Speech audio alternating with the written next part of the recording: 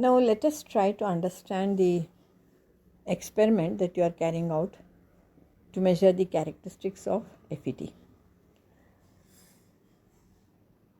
First, we should know that FET is a unipolar device.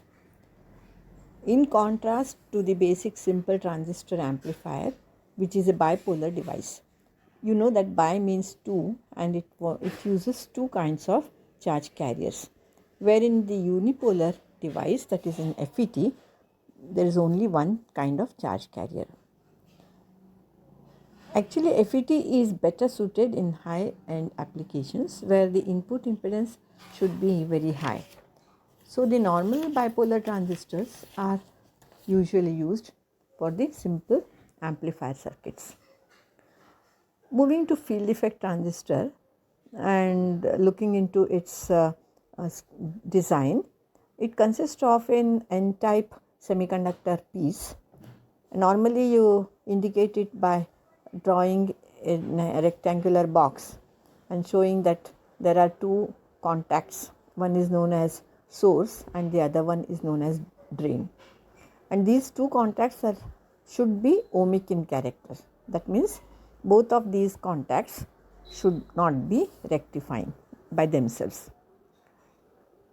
Then you connect a supply DC voltage source varying between 0 to 30 volt, and that is connected between source and drain, and we call it as VSD. Now the free electrons in N type of semiconductor, that is the channel in FET, will flow freely from source to drain when drain is connected to the positive terminal. In addition to these two terminals, there is the third terminal which is known as gate, and that is not an ohmic terminal, but it is connected to a P type of semiconducting material of the same character that the channel is made up of. So, now we are now forming a PN junction at this gate, and in FET this gate is always negatively biased. The term field effect is very important here.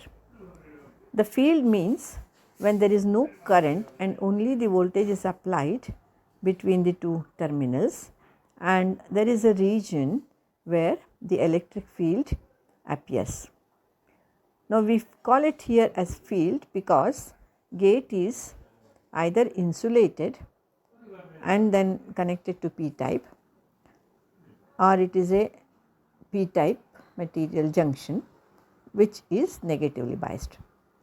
Now because of the negative biasing, the depletion region which is formed between P and N materials is wide enough, and there is no current flowing from gate to source or from source to gate, and thus the current, that is the gate current, which you can express as Ig, is very small, negligibly small, and almost it is equivalent to 0.